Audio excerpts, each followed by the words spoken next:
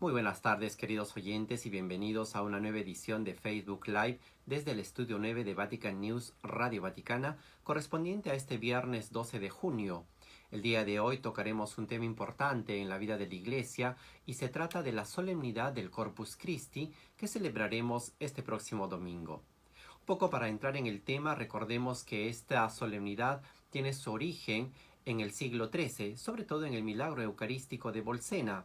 La historia nos cuenta de que un sacerdote, el sacerdote Pedro de Praga, tenía dudas sobre la presencia real de Cristo en la Eucaristía.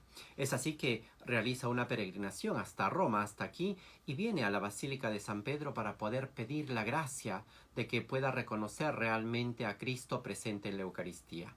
A su regreso de su peregrinación a Roma, se detiene en Bolsena y en la cripta de Santa Cristina celebra la misa.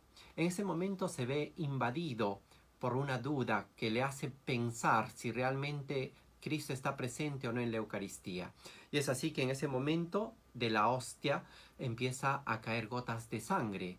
Esa sangre mancha el corporal y también mancha el altar, y es así como se produce lo que nosotros hoy conocemos como el milagro de Bolsena, el milagro eucarístico de Bolsena.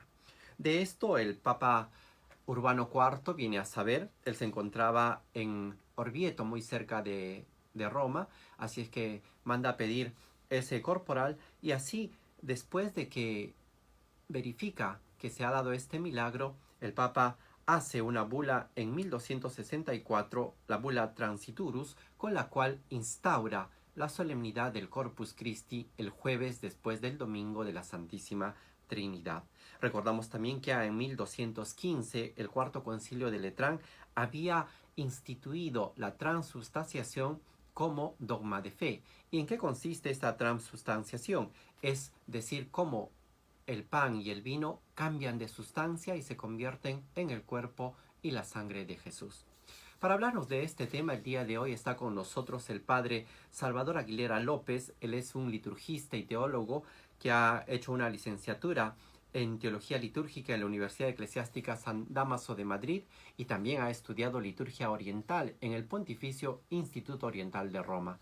Él con nosotros comparte sobre todo las particularidades de esta celebración litúrgica del Corpus Christi. Escuchemos. Para entender bien la solemnidad del Santísimo Cuerpo y Sangre de Cristo, podemos irnos directamente a los textos litúrgicos. Un buen resumen de esta solemnidad nos la da la oración colecta de la misa, que dice: «Oh Dios, que en este sacramento admirable nos dejaste el memorial de tu pasión, te pedimos nos concedas venerar de tal modo los sagrados misterios de tu cuerpo y de tu sangre, que experimentemos constantemente en nosotros los frutos de tu redención». Esta bella oración que acabamos de escuchar es un ejemplo de cómo la liturgia ha tratado de captar y sobre todo explicar el significado más profundo de este misterio, de cómo el pan y el vino se convierten en el cuerpo y en la sangre de Jesús. Ya en 1264 el Papa Urbano IV había encomendado a Santo Tomás de Aquino que preparara algunas oraciones para el oficio litúrgico de esta fiesta, así que Santo Tomás se puso a componer algunos himnos que hasta hoy en día nosotros cantamos, por ejemplo el Tantum Ergo o el Lauda Sion, y estas oraciones se fueron incrementando con el paso del tiempo. Los papas que vinieron después de Urbano IV, como son Clemente V y Juan XII, incentivaron la devoción a la Santísima Eucaristía. Así es que escuchemos y volvamos con don Salvador Aguilera, quien nos explica a través de las lecturas bíblicas que encontramos en la celebración eucarística cuál es el significado profundo de lo que es la Eucaristía. La mejor definición de Eucaristía la encontramos en una de las antífonas que compuso Santo Tomás de Aquino para el oficio del Santísimo Cuerpo y Sangre de Cristo. Acostumbro, cada vez que llega la solemnidad del Corpus, a explicar a los fieles que están presentes en la Eucaristía esta definición de Santo Tomás: «Oh sagrado banquete en que Cristo es nuestra comida». Veis que es un banquete, pero a la vez es sagrado. Cristo se da a comer porque su carne es verdadera comida y su sangre es verdadera bebida. Se celebra el memorial de su pasión, continúa Santo Tomás, el alma se llena de gracia y se nos da la prenda de la gloria futura. Se celebra el memorial de su pasión, quiere decir que hacemos memoria y celebramos lo que él dijo en la última cena: «Haced esto en conmemoración mía». En el leccionario de esta solemnidad también es muy sugerente las lecturas que encontramos. Por ejemplo, el Evangelio de San Juan, el capítulo 6, de los versículos 51 al 58, donde Jesús dice: «Mi carne es verdadera comida, mi sangre es verdadera bebida». Si analizamos el texto griego de este pasaje, encontramos cómo Jesús primero usa el verbo fago, que quiere decir comer, tragar, pero luego cambia al verbo trogo, que quiere decir un comer más fuerte, es decir, masticar. Por eso los judíos se escandalizan, se marchan, y es entonces Jesús cuando mira a sus discípulos y les dice: «También vosotros queréis marcharos». Y oímos la voz de Pedro: «Señor, ¿dónde vamos a ir si tú tienes palabras de vida eterna?».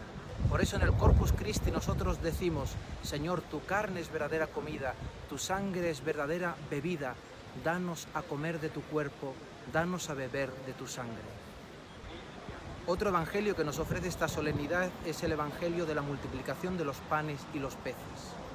Dice San Agustín que los 5 panes simbolizan los 5 sentidos y los 2 peces la inteligencia y la voluntad. Por tanto, poniendo todo al servicio del Señor, recibiendo la bendición en esa invocación que Jesús hace al Padre, nuestros panes y nuestros peces se multiplican. Por tanto, poniendo nuestro poco a los pies de Dios, Jesús, veis cómo pide la bendición del Padre y eso se multiplica. Pasa de ser una sola ofrenda a darse totalmente y a repartirse, como lo hace el mismo Señor. Otro de los evangelios que encontramos en esta solemnidad es el Evangelio de Marcos, donde vemos el relato de la última cena. Y aquí quisiera subrayar cómo la cena se prepara en el piso de arriba, y es que para participar en la Eucaristía hemos de dejar las cosas del mundo y subir a lo alto nuestros corazones. No en vano en cada Eucaristía los sacerdotes decimos: levantemos el corazón, y nosotros decimos: lo tenemos levantado hacia el Señor. La procesión eucarística no es otra cosa sino prolongación de la celebración eucarística. Por eso vemos cómo, al ser rezada la oración después de la comunión, el sacerdote, con el Santísimo Sacramento todavía sobre el altar, inicia el canto del Pange Lingua y inmediatamente, o tras un rato de adoración eucarística, se tiene la procesión por las calles de nuestros pueblos y ciudades. Diversos son los textos que nos ayudarían en esta solemnidad a meditar el misterio eucarístico. Muchos de ellos son compuestos por Santo Tomás de Aquino: Lauda Sion Salvatorem, el Adoro te devote, el Pange Lingua, el Tantum Ergo, o tantas otras estrofas eucarísticas, muchas de ellas conocidas en nuestros países como el Cantemo al amor de los amores. En muchos países de habla hispana aún sigue la tradición del Corpus Christi en jueves. Ya dice el refrán: 3 jueves tiene el año que relucen más que el sol: Jueves Santo, Corpus Christi y el día de la Ascensión. Por ejemplo, en España, en las ciudades de Toledo, Granada o Sevilla, la solemnidad tendrá lugar en domingo. Sabemos que con motivos de esta pandemia, seguro que reducida al ámbito o al interno de la catedral. En la evolución del culto eucarístico no podemos olvidar los numerosos apóstoles que ha habido de la Eucaristía, como San Pedro Julián e Aymar, como la sierva de Dios Teresa Enríquez, una dama de Isabel la Católica, que donó toda su riqueza para construir una iglesia en la ciudad de Torrijos, Toledo, y ella misma con sus manos exprimía las uvas que luego se convertiría ese vino en la sangre del mismo Cristo.